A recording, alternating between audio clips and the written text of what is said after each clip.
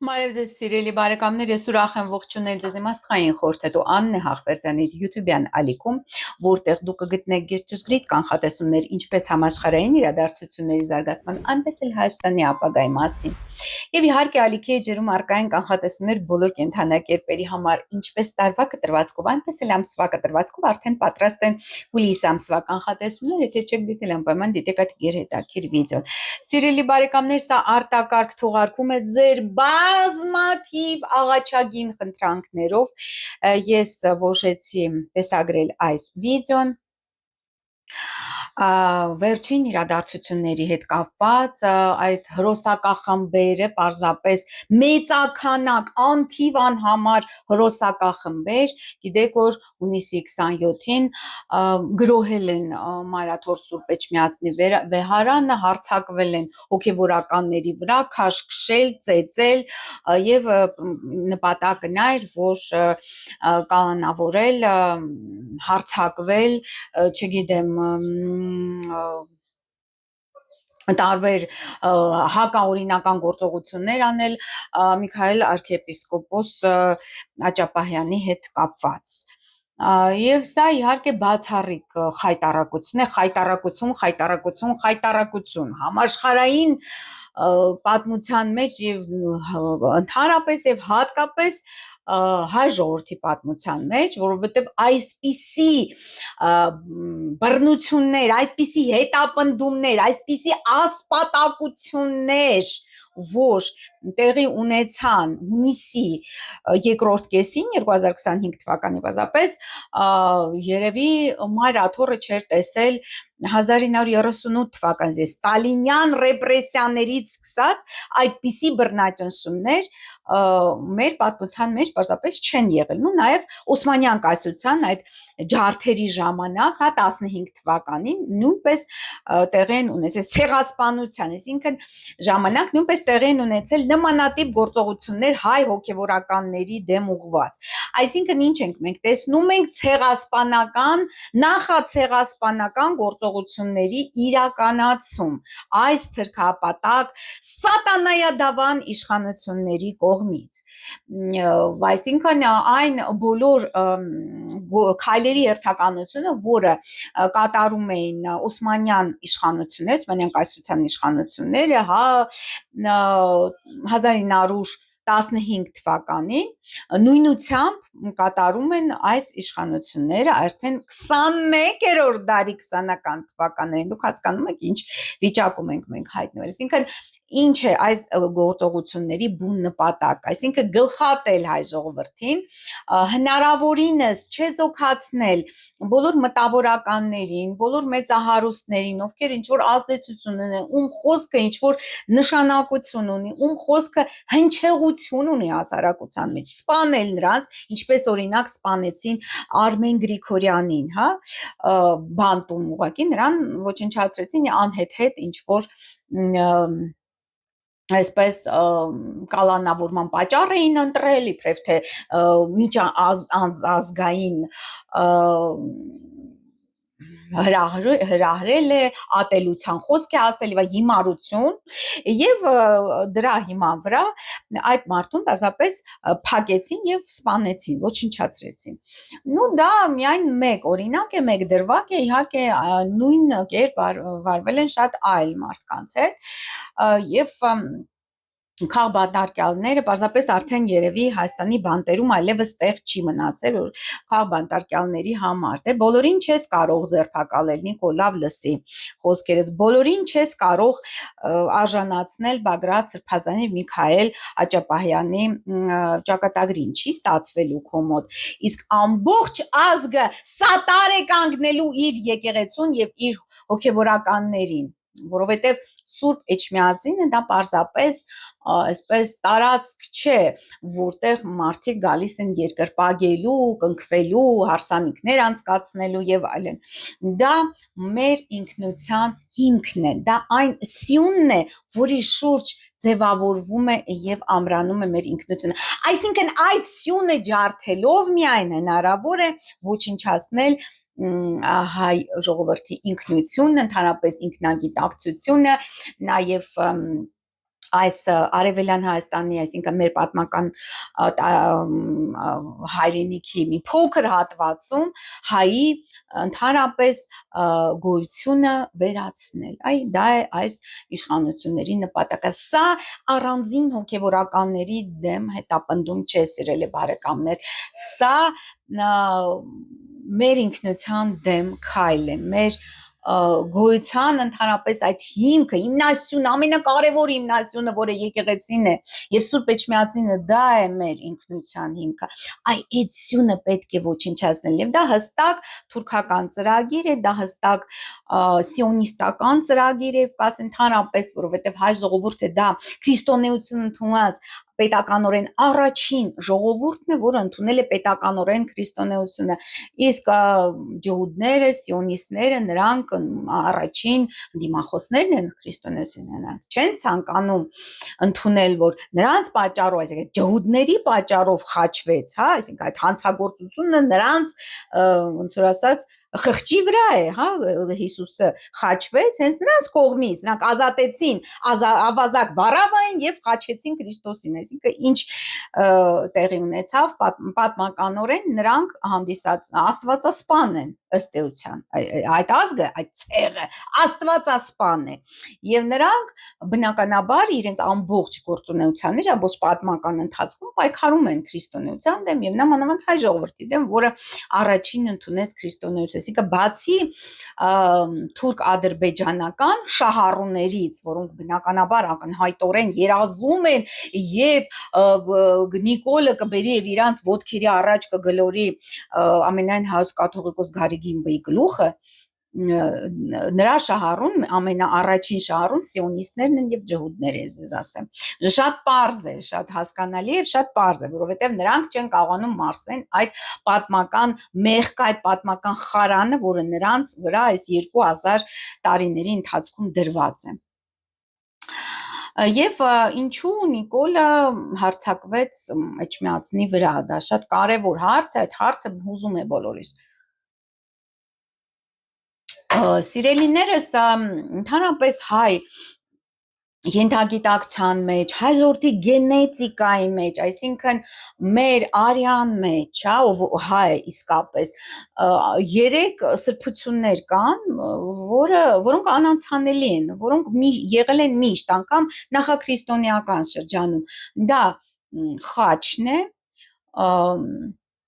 Արարատը եւ արևը, այսինքն հայը միշտ եղել է խաչապաշտ, արևապաշտ եւ միշտ սրբություն է համարվել Արարատ լեռը, դա եղել է բոլոր դարերում, մինչեւ քրիստոնեության ընդունումը տասնյակ հազարավոր տարիներ առաջ, եւ ահա այդ բոլոր սրբությունների դեմ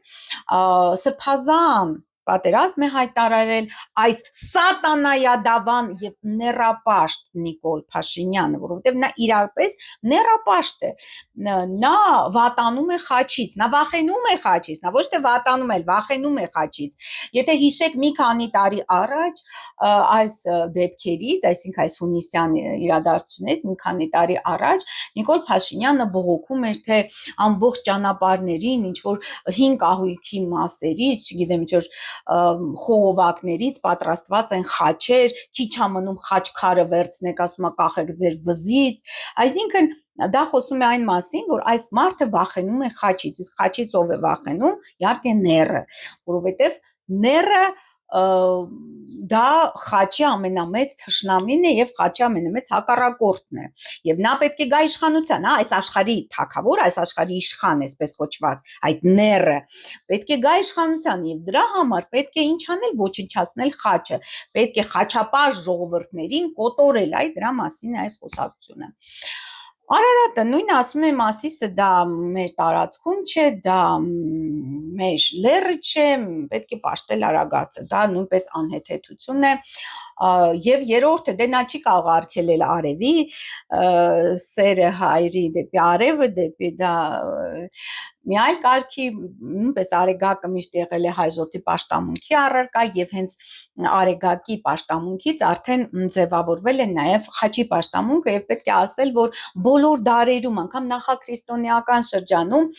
բոլոր հայ թագավորները եղել են խաչապաշտ եւ մենք նեռապաշտ թագավոր չենք ունեցել, սիրելի բարեկամներ, այսինքն անգամ Պապ թագավորը նա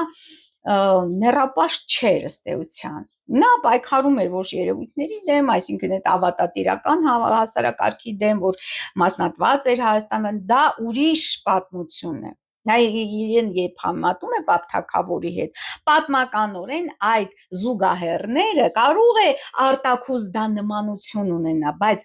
բուն էության մեջ լրիվ տարբեր էր, այսինքն Պապ թագավորը հայրենասեր մարդ էր։ Դրա մասին ոչ եւ խաչապաշտ, չեմ կարող ասել, որ չէ։ Խաչապաշտ են բոլոր հայոց թագավորները, հայոց իշխանները, այդպես չի եղել պատմության մեջ։ Այսինքն դուրս է գալիս Արարատի դեմ, դուրս է գալիս խաչի դեմ, խաչը նրա վախերի, այսպես գերագույն մարմնավորումն է, որտեղ ասեցինք արդեն նեռը վախենում է խաչից, եւ արևի պաշտամունքը, որ իհարկե նա առայժմ չի կարող արգելել մարդկանց, հա, բայց ըստ էության խաչի եւ արևի պաշտամունքները նրանք մեկ ամբողջականություն են կազմում։ Եվ սկսվեց այս նաև եկեղեցու դեմ այս հարձակումը խայտառակ, թե իբր թե եկեղեցիները չուլան են, չուլանացված են, չգիտեմ, եկեղեցականները բոլորը բոռնկաբարո են, ուղղակի լեզուց չի պտտվում այդ բառապաշարով այդ խոսքերը արտաբերել։ Սա իհարկե մեծագույն հարված է հայոց ինքնությանը, ձգտումը թուլացնել Սուրբ Էջմիածնի ազդեցությունը, դա հենց դա է, որ նա իրականացնում է։ Եվ ըստ էության ես այսպես ակամա այս ամսի 27-ին ամբողջ օրը հետևում էի իհարկե YouTube-ով այդ բոլոր զարգացումներին եւ ուղղակի արդյունքները այսպես չէի կարողանում արդեն զսպել, որովհետեւ հայի դեմ հանելու փորձ է ըստ էության, իհարկե շատ զարմանալի է, որ կան այդպիսի մարդիկ մեր ուժային կառույցներում, նաև ոստիկանության մեջ, որոնք կարող են եւ ունակ են իրականացնել այս սարսափելի ասպատակություն, այս հարձակումը Սուրբ Էջմիածնի նկատմամբ, այսինքն սա շատ մտահոգիչ հանգամանք է, որը որ նշանակում է, որ մեր հասարակության մեջ այդ ճեղքվածքը այնուամենայնիվ կա, որ Նիկոլը ունի այդ լծակները այդ մարդկանց հետ վրա ազդելու, ես չգիտեմ ինչ ծնողներ են ծնել այդ չգիտեմ, այդ դիմակավոր հացականներին, այդ բալակլավաներով, այդ չգիտեմ, ինչ որ անհայտ ուժային կառույցների այդ ջոկատներին, այդ ասքյարներին, չեմ կարող ասել հայ են այդ մարդիկ, թե այլ ազգի, թե ինչպիսի, ուղղակի ուզում եմ հասկանալ, որ մայրն է նրանց ծննդաբերել եւ սովորացրել, որ կարևորը փողն է, այսինքն եթե քեզ փող տան, դու կարող ես անել ամեն ինչ։ Այս սա մեծագույն հարցն է իմ համար, որ այսպես մնում է։ Վաղը մյուս օր իհարկե թուրքերը գալու են Հայաստան, եթե այսպես շարունակվի, եթե դիմադրություն չլինի։ Փառք Աստծո, հենց հունիսի 27-ին եղավ այնուամենայնիվ դիմադրություն, բայց եթե մարի այդ միաբանությանը, դիմադրության ալիքը, վաղը մյուս օր թուրքը հայտնվելու է Հայաստանում, կոտորելու է հենց այդ մարդկանց, այդ ուժային կառույցների ներկայացուցիչների ծնողներին, եւ Նիկոլը նրանց հանձնարարելու է ոչ մի քայլ չձեռնարկել։ Եվ այդ ծնողները նայելու են իրանց զավակների աչքերի մեջ եւ չեն իմանալու, այսինքն դա վերջին տեսարանը կլինի, որ նրանք իրենց զավակները իրենց չպաշտպանեցին, իսկ հետագայում նաև նրանց զինաթափ կանեն, ինչպես եւ արեցին 15 թվականին, 1915 թվականին, եւ կկոտորեն նաև այդ ուժային կառույցների, որոնք հայեր են այդ ջոկատներին հատուկ, հա, դրանց էլ կկոտորեն, այսինքն սա է ծրագիրը զավթելու եւ երկիրը ոչնչացնելու հայրեն եւ Հայաստանը, այսինքն դա ինչ է նշանակում, եթե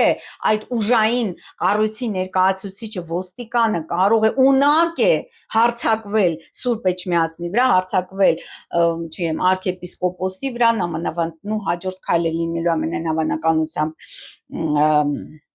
Գարեգին Բեի կալանավորումը, ուրեմն նա ունակ է ամեն ինչի, նա ունակ է ոչնչացնել իր համաքաղաքացիներին, անկախ նրանից նա քրիստոնյա են, ընդհանրապես նա ունակ է ամեն, նա գազան է արդեն, նա ամեն ինչին ունակ է, բոլոր կարմիր գծերը անցել է նա, եւ նրա համար որևիցե սրբություն արդեն գոյություն չունի, այսինքն ես զգուշացնում եմ, բոլորդ ունեք ծնողներ, բոլորդ ունեք ձեր ընտանիքներ, ուժային կառույցների ներկայացուցիչներին, վաղը մյուս օր թուրքը չի խնայելու ձեր երեխաներին, չի խնայելու ձեր ծնողներին, ձեր կանանց, ոչնչացվելու եք բոլորդ, որևիցե մեկը չի կարողանա ճողոպրել, հասկանում եք, այն ինչ որ դուք հիմա անում եք, դուք մոտեցնում եք այդ պահը, մոտեցնում եք, հասկանում եք, մոտեցնում եք այդ սարսափելի ցեղասպանական պահը, որը անխուսափելի է, ես անգամ կարծում եի եւ իմ կանխատեսումների մեջ գիտեք, որ նապաստակի տարիներն են առավել վտանգավոր հայ ժողովրդի համար, այսինքն 2023 թվականը, որը նապաստակի տարի էր, գիտեք, որ ես կանխատեսել էի այդ ցեղասպանություն, լոկալ ցեղասպանությունը եւ այդպես էլ եղավ սեպտեմբերի 19-ին հայաթափվեց եւ ցեղասպանվեց մեր հիասքանչ սիրելի Արցախ, այսինքն սա ինչ ասեմ, եւ հաջորդ նապաստակի տարին դա արդեն 2035 թվականն է, հնարավոր է ավելի արագ լինի այդ ամենը, եթե այսպիսի արագ զարգացումներ են տեղի ունենում, այսպիսի խայտառակ, պարզապես աներևակայելի, հա, ինչ որ բաներ անում, հայտարարություններ անում, թող գա ստուգի կաթողիկոսը, որ ես թլպատված չեմ, սա խայտառակություն է, ուղղակի աներևակայելի խայտառակություն, հնարավոր չէ պատկերացնել, որ որևիցե հայ իշխանավոր, որևիցե հայ թագավոր ընդհանրապես մտքով անցկացնել նման հայտարարություն անել, դա ուղղակի չի տեղավորվում որևիցե առողջ տրամաբանության մեջ, եւ նաեւ այդ հանգամանքը բերում է այս սարսափելի իհարկե հետևանքների, խայտառակ սարսափելի հետևանքների, ասում է բանը, խորենացուն են մեջ բերում, այդ կրթվել է նորաձև է այդ ծրագրի շրջանակներում, խորենացուն են մեջ բերում եւ եկեղեցականները ընչաքաղց են, չգիտեմ, էս են եւ այլն, լավ, այսպես նկարագրվում է, հա, եկեղեցականները, իսկ իշխանականների մասին ինչու՞ չեք կարդում ինչ է գրում խորենացին, լավ չեք սերտել խորենացուն, մի խոսքով, այդ կրթվել է դա ուղղակի նրանք իրենց հայացողությամբ հանում են այդ հատվածները, որոնք եկեղեցու դեմ են, հայոց պատմության ընթացքում, ընդհանրապես ցանկացած ժողովրդի պատմության ընթացքում եղել են դրվագներ, երբ իսկապես սխալ քայլեր են կատարել ղեկավարները, իշխանավորները, սխալ մեղքեր են գործել նաև եկեղեցականները, եւ դա բնական է, դա նորմալ է, դա սովորական երևույթ է, որովհետեւ ցանկացած մարդ արարած, որը մարդանում է նյութական այս մարմնում, արդեն պիղծ է, արդեն նա մեղավոր է, անկախ նրանից նա եկեղեցական է, Նիկոլ Փաշինյանն է, չգիտեմ ով է, ցանկացած մարդ նա մեղավոր է եւ եկեղեցականների առաքինությունը, առաքելությունը, մեծագույն միսիան, հատկապես քրիստոնյա եկեղեցականներ, հայ առաքելական եկեղեցու հոգեվորականների, նա է որ ճանապարհը ցույց տան այդ մեղքերից ազատվելու, մաքրագործվելու, որովհետեւ ոչ մեկ կատարյալ եւ անմեղ չի ծնվում, այսա մոռանում են այս մարդիկ, այս մարդիկ, ովքեր կատարում են նաև այս մարդկանց հրամանները եւ անմարդկային, հակաքրիստոնեական, հակամարդկային, չգիտեմ, հակազգային, բոլոր հակաները հավաքեք, նրանք մոռանում են մի բան, պարզ ճշմարտություն, որ անցողիկը չի կարող հաղթել հավերժի, այսինքն անցողի գաղափարների կրող Նիկոլ Փաշինյանը, որը հռչակում է Էփացավի ծիծաղը կգա, հա, իրական Հայաստան, հա, 30-ամյա պատմությամբ։ Չի կարող հաղթել պատմական Հայաստանի ամբողջ հայկական քաղաքակրթությանը, որը բազմահազարանոց, տասնյակ հազարավոր տարիների ընդհանրապես ընթացք ունի, պատմություն ունի, իր մշակույթով, իր քաղաքակրթությամբ, իր ստեղծված համամարտկային արժեքներով, նա չի կարող հաղթել։ Դա պատմականորեն ապացուցված է արդեն, այսինքն եկեղեցու վրա հարձակումը ըստ էության հարձակում է հենց այդ պատմական Հայաստանի վրա, որովհետև եկեղեցին մեր այդ պատմական ամբողջ ընթացքի կրողն է այն ընթացքում, երբ որ մենք չենք ունեցել պետականություն, 1500 տարի մենք չենք ունեցել պետականություն։ Այ դրա վրա, այսինքն անցողիկը, ինչ որ անցողիկ Նիկոլ, որը որ իրեն հրճակել է եկեղեցուն մաքրագործող, չգիտեմ, Հիսուս Քրիստոս, Մովսես Մարգարեն, նա բան անում, ոտնձգություններ է անում անանցանելի արժեքի նկատմամբ, այսինքն նա չի կարող, դա անհնարին է, որտեվ հավերժի գաղափարախոսությունը կրողը եւ անցողիկի նրանք համարժեք չեն, չի կարելի հավասարության նշան դնել այդ երկու մեծությունների, այդ մեծության եւ այդ փոքրության այդ փղի եւ մոսկայի պատմությունն է, հա, այդ մեծ վիթխարի եկեղեցին իր բազմադարյա պատմությամբ, Հայաստանը տասնյակ հազարավոր տարիների պատմությամբ եւ Նիկոլ Փաշինյանը, որը ընդամենը իրական Հայաստանի, ինչ որ կեղծ իրական Հայաստանի գաղափարն է առաջ տանում, դա հնարավոր չէ։ Դա պետք է հասկանալ, եւ պետք է հասկանալ նաեւ, որ այդ բոլոր անցողիկ այն ամենը, ինչ որ այն արժեքները, որին դավանում են այս իշխանությունները, դրանք բոլորը անցողիկ են։ Դարպես իշխանությունը անցողիկ է, մարդկային իշխանությունը նա անցողիկ է։ Մարդկային իշխանությունը, սիրելի, բայց դուք խորքերից եք ուզում, ես մի փոքր երկար եմ վերլուծում, բայց ուզում եմ, որ հասկանաք, որովհետև շատ հարցեր եք տալիս, ուզում եմ բացատրեմ, որ հասկանաք։ Մարդկային իշխանությունը այո, ի սկզբանե ուներ աստվածային բնույթ։ Այդ աստվածները, թե դա այլ մորակայիններն էին, թե դա այլ նախամարտկային քաղաքակրթության ներկայացուցիչներն էին, որոնք կործանվեցին, հա, 10,000 տարի առաջ նրանց այդ քաղաքակրթությունը վերացավ։ Նրանք, քանի որ ցանկանում էին շարունակաբար իրենց շարունակությունը, այսինքն իրենց քաղաքակրթությունը, որ լրիվ չջնջվի, այս մարդկությունը ստեղծեցին, ձևավորեցին, որպեսզի նա լինի նրանց իրավահաջորդը։ Եվ այդ իշխանությունը, որ աստվածային էր, այդպես սկսվեց փոխանցվել։ Իսկապես դա աստվածային էր։ Սկզբանե դա իսկապես աստվածային էր այդ իշխանությունը, եւ նա գենետիկորեն նաեւ կապ ունեին նրանք այդ նախամարտկային քաղաքակրթությունների հետ, նախկին հին թագավորները, հա։ Որ ասում են կապույտ արուն, դա պատահական չէ։ Բայց հետագայում մարդկության պատմության զարգացման ընթացքում այդ իշխանության սրբազան բնույթը պղծվեց, որովհետև թագավորները, քանի որ նրանք ի վերջո մարդ էին, նախ եւ առաջ մարդ էին, նրանք սկսեցին դառնալ ընչաքաղց, նրանք սկսեցին պատերազմներ, սրան կոտորեմ, այս տարածքը զավթեմ, այսինքն դեգրադացվեց այդ ինստիտուտը թագավորական, այսինքն սրբազան իշխանության ինստիտուտը դեգրադացվեց։ Եվ ի վերջո արդեն այս 18-րդ դարից սկսած, այդ բուրժուական հեղափոխություններից սկսած, արդեն սկսեց առաջ մղվել այն թեզը, որ ընդամենը մարդիկ ենք մենք եւ հասարակ մարդ, այսինքն ցանկացած մարդ կարող է դառնալ թագավոր, կարող է լինել իշխանության մեջ, թագավորել, կարող է իշխել, ղեկավարել մարդկանց, հա։ Սա է ընդամենը։ Ի տարբերություն, դե նույնը իհարկե կրոնական, այսինքն հոգևոր իշխանության մասին է նույն խոսքը, բայց հոգևոր իշխանությունը հիմնված է հոգևոր արժեքների եւ անանցանելի արժեքների վրա,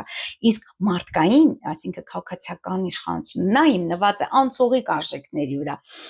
փողի, չգիտեմ, տնտեսական ինչ որ արդյունքների, էսել զավթեմ, էնել զավթեմ, այդ դրա վրա է հիմնված։ Սա է տարբերությունը։ Այսինքն երկուսն էլ իհարկե մեղավոր են, որովհետև հասարակ մարդկանց ձեռքն են այլևս,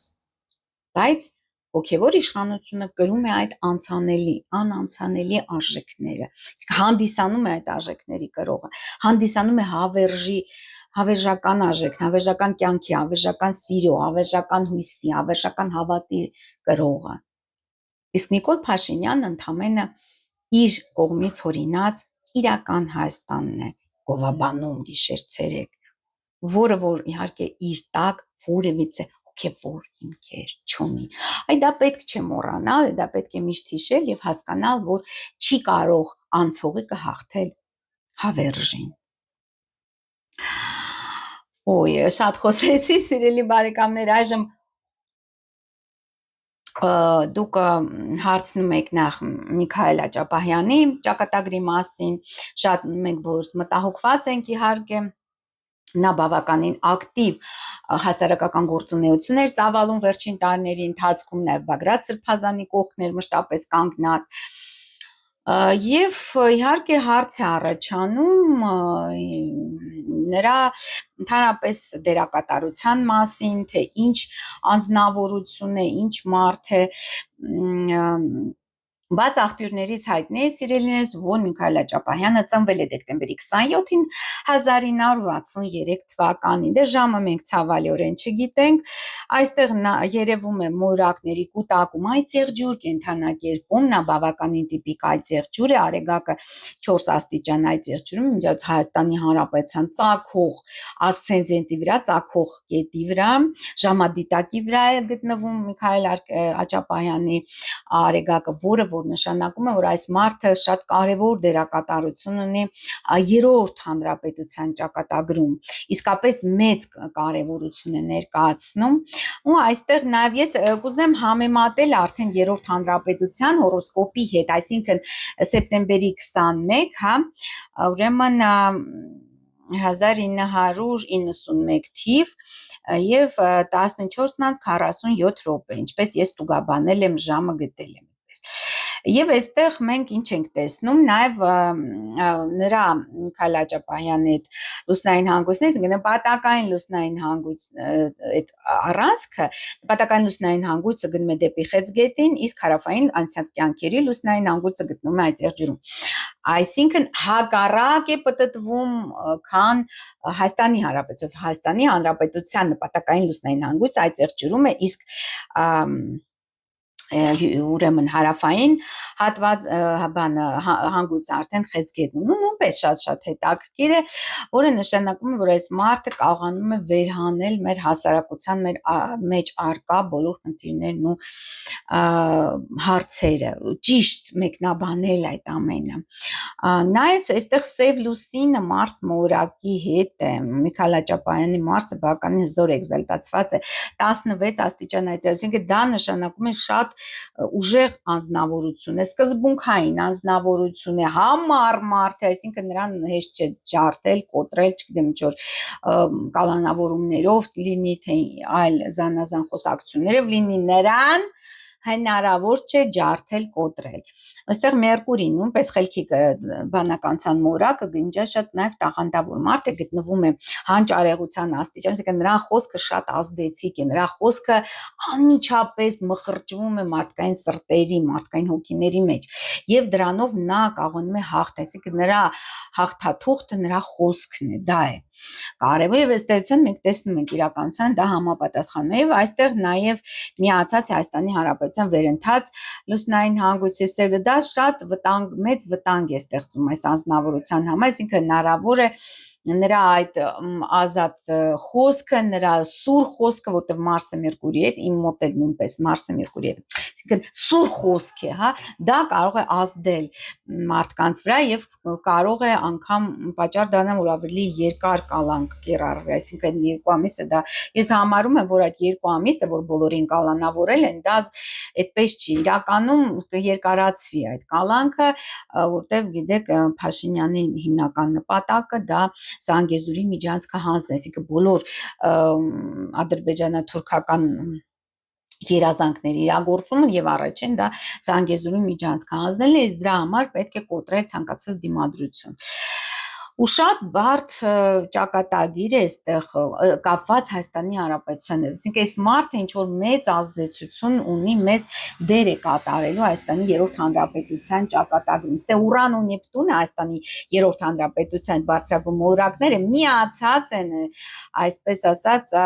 Միխայել Աջապահյանի հարավային հանգույցին։ Դե ես տեսնում եմ նախկին կյանքում սա եղել է, այս մարդը եղել է իշխանավոր, այս մարդը եղել է թագավոր, այս մարդը շատ արժանապատիվ մարդ է, շատ ուժեղ է նրա այդ արժանապատվության զգացողությունը։ Եվ այս կյանքում նա սրտանց իրան նվիրել է իր երկրին ծառայելուն, այսինքն հոգևոր ոլորտին ծառայելուն։ Բայց ըստ Հայաստանի Հանրապետության քարտեզի շատ ծանր զարգացումներ կարող է լինեն նրա հետ կապված, հետո Սատուրնը Հայաստանի Հանրապետության գտնում է Վեներայի վրա, Միքայել Աջապահյանի Վեներան 4 աստիճան ջրհոսում է։ Նույնպես շատ այսպես տիպական, այսինքն նա միշտ հակադրվելու է, բոլոր իշխանություններին նա հակադրվելու է եւ միշտ, քան որ նա շատ ազատասեր մարդ է, բնույթով ազատասեր, ազատատենչ, ոչ մի սահմանափակումներ չընդունող, ապա իսկ այս Հայաստանի Հանրապետությունը, բազմից ես դες ասեմ, Հանրապետությունը, Հայաստանի երրորդ հանրապետությունը շատ աշխարհիկ պետություն է, շատ այսպես հոգևորը մոռացության տվող պետություն է, չեմ ասում կրոնապետություն պետք է լինի, բայց սա է իմաստևի, հասկացաք։ Նո այստեղ նաև Հայաստանի Հանրապետության լուսինը, որը գտնվում է 28 աստիճան ջրհոսում, միացած է Միքայել Աջապահյանի Սատուրն մոլորակի հետ, որը 19 աստիճան ջրհոսում է եւս։ Հա, սև լուսինը նույնպես նրա մոտ իմիջիալոց ես ասեմ, նրա այդ կալանավորման օրը հենց հունիսի 27-ին եւ այս ընթացքում ընդհանրապես սև լուսինը գտնում է Կարիճում։ Միքայել Աջապահյանի սև լուսինը նույնպես գտնում է Կարիճում։ Սա ինչ է խոսում։ Սա խոսում է այն մասին, որ այս մարդը կանգնած է հոգևոր մաքրագործման, կանգնած է ճիշտ ճանապարհի վրա, այսինքն իր անհատական կարման մաքրելու ճանապարհի վրա է կանգնած, որը որ իհարկե շատ ինձ համար ուղղակի իսկապես ես ցնցվեցի, որ տեսա այս դիրքը, ու դեռ շարունակվելու են հետապնդումները, այսինքն այդպես չէ, որ 2 ամիսը լրացավ, նրան ազատ կարձակեն, իհարկե ոչ, որտեվ նպատակը, բուն նպատակը այս բոլոր հանցագործությունների, հարձակումների եկեղեցու վրա դա հենց Գարեգին երկրորդ ամենայն հայոց կաթողիկոսի ձերբակալությունը կամ չեզոքացում անգամ իմ կանխատեսումներում ես դա նշել եմ, որ հնարավոր է խեղդամահ սպանել, նույնպես հավանական է։ Ինչպես 1938 թվի կրկնությունն ենք մենք ապրում, երբ ապրիլի 6-ին 1938 թվականին Խորեն առաջին ամենայն հայոց կաթողիկոսին խեղդամահ արեցին գորգի միջոցով, Վեհարանում հենց վաղաշաբաթ Էջմիածին քաղաքում։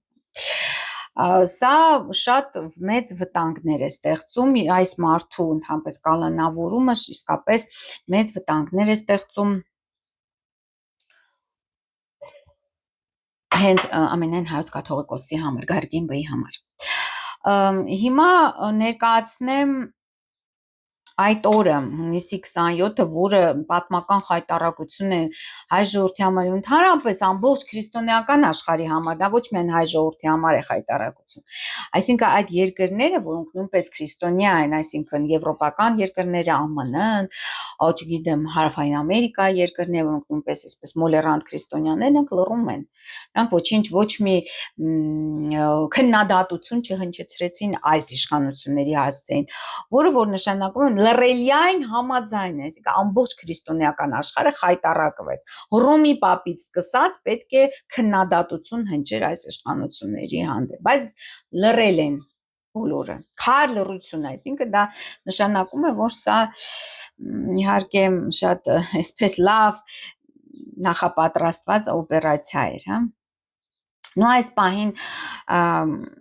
ինչու տեղի ունեցավ, որտեվ նաև Արեգակն էր Միքայել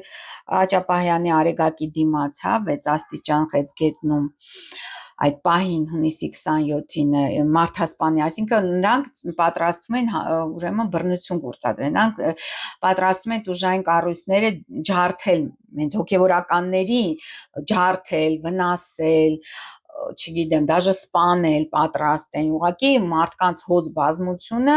հավատացյալների մեր իսկապես միշտ խաչապաշտ են եղել հայրը բոլոր դարերում, դա փրկեց ուղղակի այս իրավիճակը։ Այստեղ, հա, սա հետաքրքիր է, Յուպիտերը նույնպես Արեգակի դիմաց է Միքայել Աճապահյանի, որը որ նշանակում դատական իշխանությունը չի պաշտպանում, ընդդիմանում է։ Այստեղ նաև Վեներա մոլորակը Պլուտոնի, Միքայել Աճապահյանի Վեներան գտնվում է այժմյան տրանզիտար Պլուտոնի հետ միացած, որը արհավիրքի մոլորակ է, պատերազմի օր, այսինքն ոչնչացում ամենայն հավանականությամբ նրա հորոսկոպի ղեկավարը Վեներան, ինձ թվում է Վեներան է, որովհետև Պլուտոնի հենց տարանցումը, հենց այդ պահին, երբ որ Պլուտոնը հայտնվեց Վեներայի վրա, դա եւ տեղի ունեցավ, հա, եւ դեռ շարունակվելու են այդ հալածանքները ցավալիորեն։ Նո այստեղ նաեւ շատ արդարամիտ մարդ է, Յուպիտերը գտնվում է Միքայել Աճապահյանի քարտեզում Խոյ կենթանակերպում, շատ արդարամիտ է, շատ պես արդարության, օրինականության կողմնակից է, որովհետեւ իշխանական նա անցած կյանքում է եղել թագավոր, նա այս կյանքում իշխանություն զավթելու, չգիտեմ ինչ որ վարչապետ դառնալու իսկապես չունի որևիցե հավակնություններ ասած, բայց նա կարող է դերակատար լինել այս process-ում, հա, ինքը չլինել վարչապետի տեխնացիոն, բայց դերակատարությունը մեծ է այս անձնավորության։ Եվ Մարսը նույնպես այստեղ Մարսերը մոտ են այս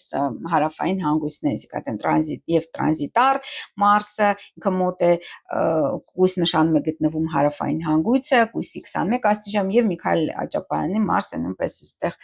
այսինքն նա իր կանգնած է իր այդ հատուցման ճանապարհին, մաքրագործման ճանապարհին,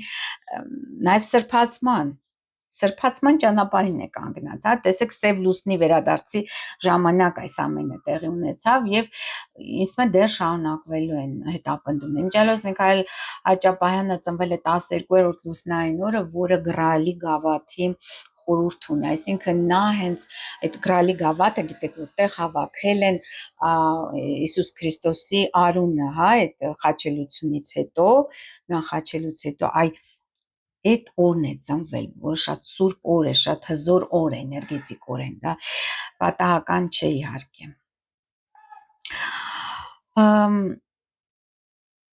Չգիտեմ, շատ աստվածավախ եւ օրինապաշտ մարդ է, արդարություն սիրող։ Ես չեմ կարող անգամ մտքովս անցկացնել, որ այս մարդը կարող է ինչ-որ դավադրություն, չգիտեմ, պետական հեղաշրջում, այսպիսա նարին է, չէ։ Ուղղակի չի կարող, բայց ես կարծում եմ, որ նրա նկատմամբ հետապնդումները եւ հալածանքները շարունակվելու են, ամենայն դեպս դա է ցույց տալիս։ Եվ ահա, եւ ուզում եմ նաեւ այսպես, քանի որ պատմականորեն միայն նմանատիպ իրադարձությունները տեղի ունեցել միայն 1938 թվականին ստալինյան բռնաճնշումների ժամանակ են տեղի ունեցել, հա, այսինքն մեր ամբողջ պատմության ընթացքում մեկ Օսմանյան կայսրության ժամանակ եւ մեկ այդ ստալինյան, հա, ռեպրեսիաների ժամանակ տեղի են ունեցել, գիտեք, Խորեն առաջին ամենայն հայոց կաթողիկոսը սպանվեց ապրիլի 6-ին 1938 թվականին։ Ես ցանկացա պարզապես համեմատել 38-ի 2025, որտեղ իմ մոտ դեժավյու էր պարզապես, երբ որ ես տեսա այդ հրոսակախմբերը, այդ, չգիտեմ, ասպատակող ենիչերիների խմբերը, որոնք հարձակվել էին անզեն եկեղեցականների մարդկանց բազմության, սա ուղղակի աննկարագրելի խայտառակություն է։ Այստեղ ես համեմատություն եմ անցկացրել այդ փոքր Խորեն առաջինին ուսումնասիրենք, հետո կուսումնասիրենք հունիսի 27-ը 2025 թվականին եւ ապրիլի 6-ը 1938 թվականին, տեսնենք ընդհանրություններ կան արդյոք թե ոչ։ Հա, այո, Խորեն առաջինը ինքը ծնվել է դեկտեմբերի 8-ին 1873 թվականին, Թիֆլիզում է ծնվել եւ շատ այսպես շատ հոգևոր բարձր գաղափարախոսության տեր անձնավորություններ, այստեղ նույն Մարսը նույնպես ջրհոսում է, նաև ազատասեր Մարսը եւ Սատուրնը, նույն Սատուրնը արդեն 29 աստիճան, բայց Մարսը խորեն առաջինի գտնվում է ջրհոս կենդանակերպում, որ նշանակում է, որ մարդը շատ ազատասեր էր, հանուն ազատության, հանուն ճշմարտության, հանուն իրական հոգևոր, նա պատրաստ էր ամեն ինչի, նա իսկական ծառա էր,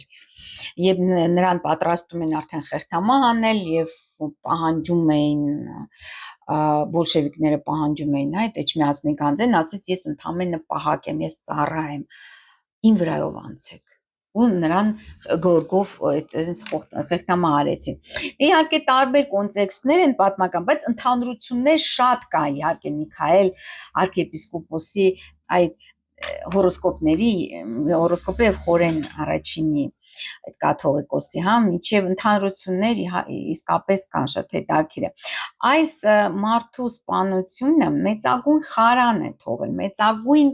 բիծ է թողել ամբողջ Հայաստանի, նաեւ ժամանակակից Հայաստանի ամբողջ ընթացքի վրա, որտեվ շատ հետաքրքիր է, տեսեք, նրա սև լուսինը գտնվում է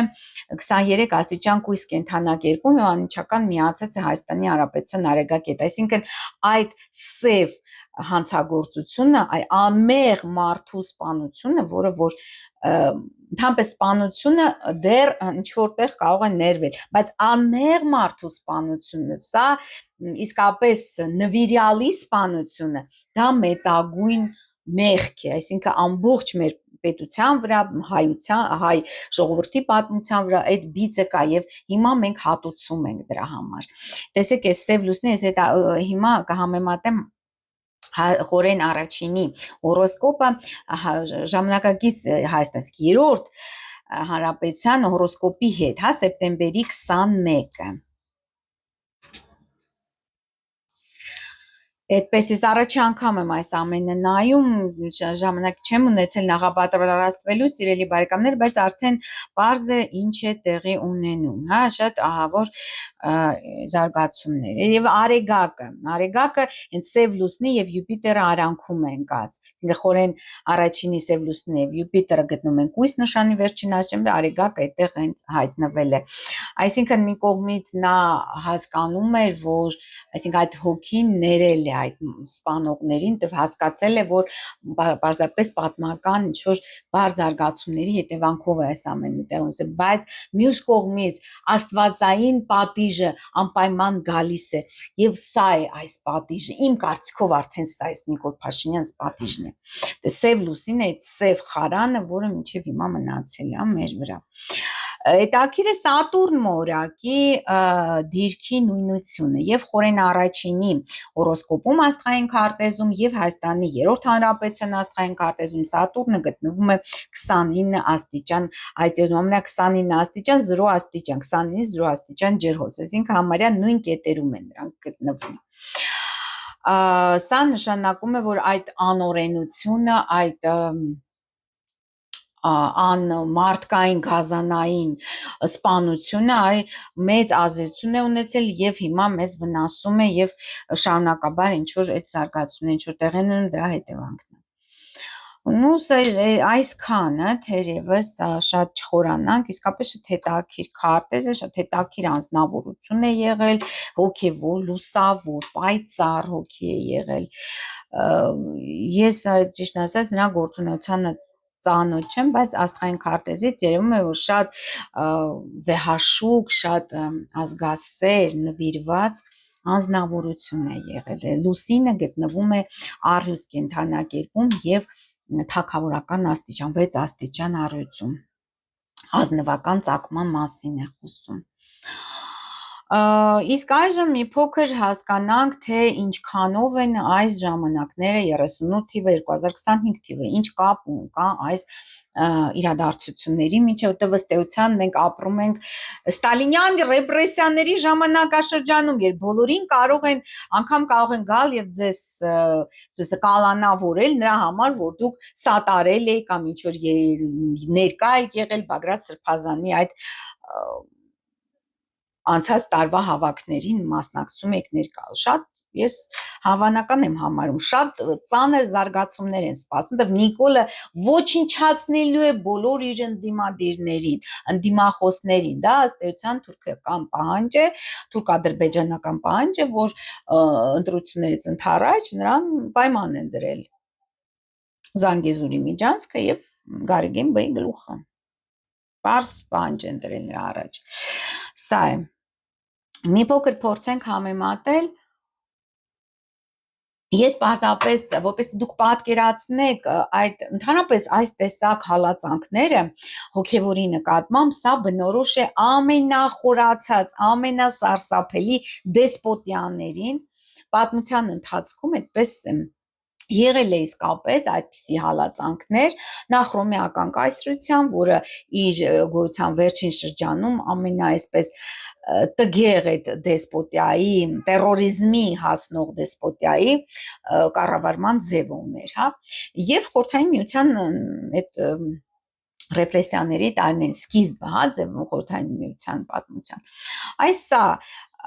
եւ հավասարվել դրան այսպես մեծ հավակնություններ ունի, մեծ ախորժակներ ունի Նիկոլ Փաշինյանը, հավասարվել Ստալինին, հավասարվել Ներոնին, հավասարվել եւ այլն այդ բոլոր պատմական գործիչներին, որ ասում եք իշկա տանկա, դու չես կարող, դու չկաս նրանց չափ, այսինքն որպեսի այդպիսի գազանություններ գործել, դրա համար էլ պետք է համապատասխան հոգևոր բովանդակություն ունենալ, իսկ դու ընդամենը նեռապաշտ մեկն ես, Նիկոլ։ Այսինքն բազմաթիվ նեռապաշտներից մեկն ես, մի խոսքով, հասկանալի է։ Եվ հիմա ես փորձեմ այդ համաշխարհային խայտառակությունը հունիսի 27-ը մենք փորձենք ուրեմն այդ համեմատականը անցկացնել եւ դրանով ավարտենք, որովհետեւ արդեն ես համարյա 1 ժամ այս վիդեոն գրում եմ, արդեն իսկապես շատ սարսափելի ժամանակներում ենք ապրում, սիրելի բարեկամներ,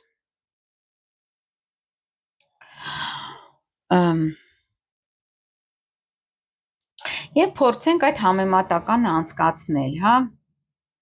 պատմական իրական զարգացման, այսինքն այդ Խորեն առաջինի խեղդամահության եւ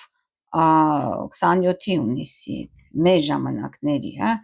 իրադարձությունների միջև։ Ես մենակ մի բան եմ ուզում պատմեմ, կարծում եմ եթերներով դա պատմել եմ, ներկայացրել եմ, հա։ Տատիկիս պատմածն եմ պատմում, նրանք բնակվում էին Թիֆլիսում, մի օր այդ 30-ական թվականների այդ ռեպրեսիաների ժամանակ, ամենաթունդ այդ ուժեղ բռնաճնշումների ժամանակ, գիշերը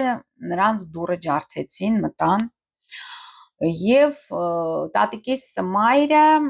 աշխատում էր կարի ֆաբրիկայում, ասացին որտեղ է Վերգինեն, բերեք Վերգինեն, տանում ենք հիմա, հենց հիմա տանում ենք հեռավոր արևելք, այնտեղ բան անենք, մի խոսքով գնդակահարություն կամ Սիբիր։ Դե պատճառը որն էր։ Պատճառը ընդհանրապես նա էր, որ այդ կարի ֆաբրիկան ստացել էր կտորներ, սև կտորներ, որոնք խաչերով էին։ Թե ինչ իրավունք ունեք խաչերով կտորներից հագուստներ կարել սովետական ժողովրդի համար, այսպեսի մեղադրանք։ Այդ կինը այսպես շփոթված դե 3 երեխայի տեր կին, մի խոսքով պատկերացնում եք ինչ կլիներ։ Դե ես հաստատ չէի լինի։ Ուրեմն ասած խաչեր չեն, բազմապատկման նշան դա փրկեց իրավիճակը եւ նրանց չտարան, չգնդակահարեցին, չգիտեմ, խոսքով։ Այն նմանատիպ իրավիճակներ ստեղծվելու են հիմա, այսինքն այս բռնաճնշումները եկեղեցու դեմ դա դեռ սկիզբն է։ Ամբողջ հասարակության դեմ գործելու են Նիկոլ եւ կիրառելու է այս 38 թվի ռեպրեսիաներ եւ բռնություններ։ Հիմա ես ուզում եմ այդ համատականը շատ ընդհանրություններ կան իմիջիալոց 38 թվի 2025 թվականի միջև։ Մենք տեսնում ենք նախ 38 թվականին Սատուրնը խոյ կենդանակերպում էր գտնվում, այն ժամանակ երբ խեղդամահարեցին Խորեն առաջին կաթողիկոսին, Սատուրնը 8 աստիճան խոյ կենդանակերպում էր, այժմ Սատուրնը գտնվում է մեկ աստիճան խոյ կենդանակերպում, ջած մարդասպանի աստիճանում, հա, այսինքն հոգևորականները սպանելը Սատուրնը Նեպտունի հետ լրիվ մտնում է տրամաբանության մեջ, հա։ Սա մեկ, դե իհարկե 38 թվականի հիմնական պատճառը դա նյութական այդ գանձերի թալանն էր, էքսպրոպրիացիան, հա, դե հիմա իհարկե այդպես ափաշքարա չեն կարող այդ բոլոր գանձերը գողանալ, բայց Նիկոլի մտքում դա կա, այսինքն նա այսպես թե այնպես նման ցանկություն։ 38 թվին մենք տեսնում ենք մորակների կուտակում ցու կենդանակերպ, այսինքն նպատակը, իրական բուն նպատակը հենց այդ գանձերի տիրանալն էր, եկեղեցու գանձերին տիրանալն էր։ Այստեղ ցուլ կենդանակերպում 38 թվի ապրիլի 6-ին գտնվում են Մերկուրին, Վեներան, Ուրանը, Մարսը եւ հարավային լուսնային հանգույց, շատ հետաքրքիր է։ Ուրանը նույնպես վերադարձել է իր նույն կետում, այսինքն 84 տարին մեկ ամբողջ զոդիակով մեկ պտտվում է Ուրանը եւ 38 թվականին այդ ժամանակ Ուրանը գտնվում էր 12 աստիճան ցուլ կենդանակերպում, այժմ Ուրանը արդեն 29 աստիճան ցուլ կենդանակերպում է եւ միացած է այդ ռեպրեսիաների շրջանի հարավային հանգույցի հետ, այսինքն այստեղ նշանակում է կարման հնա այն հին 38 թվի, այժմ այսպես դուրս է բրծնում, դուրս է գալիս։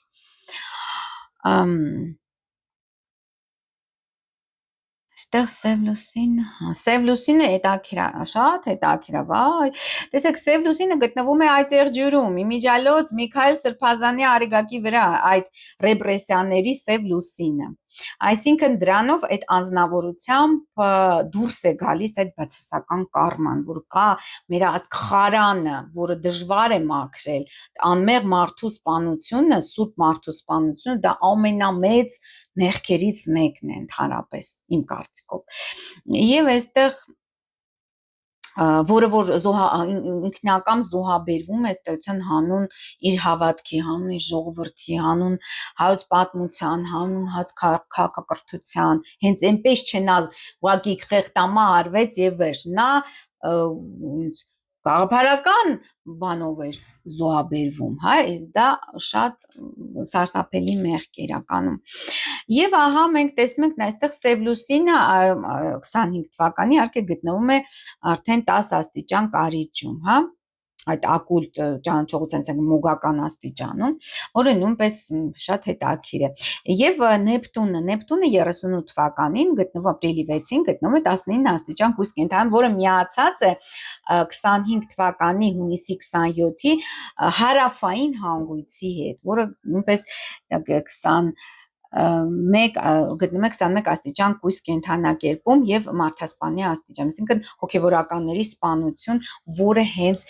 բուն կոնտեքստն էր այս գործողության, ու սա շատ խոսուն ապացույց է այն մասին է խոսում, որ իսկապես պատահական չէ, այսինքն կրկնվում են, իսկապես կրկնվում են եւ այդ ամբողջ բացական կարման, այդ սև խարանը, որը մեր ժողովրդի վրա կա, այ դա հիմա ջրի երես է դուրս գալիս։ Հետաքրքրական է, որ լուսինը նույնպես այն ժամանակ գտնվում էր Խեցգետնում, հիմա Յուպիտեր արեգակետ է Խեցգետնում, այսինքն սա ուղղված է ժողովրդի դեմ։ Եվ Պլուտոնը 38 թվականի 27 աստիճան Խեցգետնում նույնպես մոտ է լուսնին, որ այս լուսնին, որը առյուծում է, արդեն առյուծ է մտել, բայց 3 աստիճան այդ միությունը կա, այսինքն դա շարունակաբար ժողովրդին ճնշելու, հայ ժողովրդին ոչնչացնելու այդ ծրագիրը իրականացվել է այս ձևով, իրականացվում է այս ձևով։ Ոյ կյանք ջան, հա, փիսո ջան, արի, Ata, բարև, ո՞նց եք, լավ եք, բարև, պրիվետ։ Այս կատուս անհանգստանում արդեն, բայց պետք է հասկանալ, սիրելի բարեկամներ, որ ոչ մի խոսք, ոչ մի քայլ, ոչ մի, չգիտեմ, ոչ մի իրադարձություն հենց այնպես ամեն պահի չի կատարվում, այդ ամենը մի ամբողջ հսկայական այսպես շարունակական շղթա է, որտեղ մենք իհարկե պատասխանում ենք մեր նախնիների գործած սխալների, մեղքերի համար եւ ստեղծում ենք պայմաններ ապագայի համար, երբ այսինքն կախված մեր վարքից արդեն բարձ է, որ ինչպիսին կլինի մեր ապագա սերնդների ճակատագիրը, սրա մասին է այս պատմությունը, իմ այս ելույթը սրա մասին է։ Նյութական շատ բիրտ է եւ Մարսն է ցուլ կենթանակերպում 38-ում, այստեղ Մարսը գույս կենթանակերպում է, շատ են ընդհանրությունները։ Մի խոսքով մենք հասկանում ենք, որ դա հենց այդ ժամանակվա այսպես անմիջական դրսևորումն է, անմիջական այդ ժամանակվա զարգացումների արտացոլանքն է։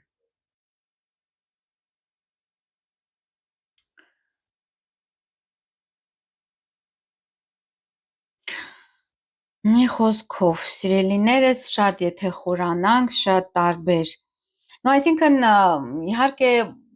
մաքրագործման ճանապարհով է գնում մեր ժամանակակից մեր այս ծանր օրերը ապրող եկեղեցին։ Ես բազմիցս անդրադարձել եմ, որ քրիստոնեությունը երբ ընդունեց հայ ժողովուրդը 301 թվական պետականորեն,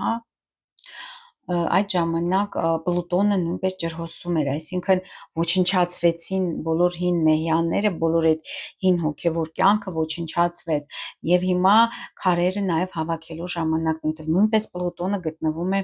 ջրհոսումից, հենց այնպես պատահականորեն ոչ մի բան տեղի չի ունենում, սիրելիս, ես դա եմ ուզում ձեզ բացատրեմ եւ հասկացնեմ։ Այսքանը, սիրելի բարեկամներ, գրեք ձեր կարծիքը այս վիդեոյի տակ մեկնաբանություններում,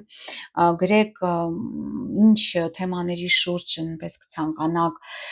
ես վերլուծություն անցկացնեմ, ինչպիսի զրույցներ կցանկանաք լսել, ինչ ինֆորմացիաներ, տեղեկատվություն կուզենաք ես ձեզ հաղորդեմ, դա իմ համար շատ կարևոր է։ Անպայման բաժանորդագրվեք Աստղային խորհրդատու Աննե Հաղվերդյանի հետ իմ YouTube-յան ալիքին, ոչինչից մի վախեցեք, սիրելի բարեկամներ, որովհետև արդարությունը, ճշմարտությունը, սերը եւ միաբանությունը մշտապես հաղթում է չարին, հավերժը անպայման պիտի հաղթի անցողիկին, այնպես որ միասնական եղեք, պայքարեք, մենք պետք է միասնական լինենք, պայքարենք այս չարիքի դեմ, որտեվ եթե հիմա թույլ տանք, որ մեր ազգային այդ հիմնասյունը, Սուրբ Էջմիածինը արդեն թուլանա, դա կլինի հայ ժողովրդի պատմության վերջին էջը։ Այսքանը, ստեսություն սիրելիներս, կհանդիպենք։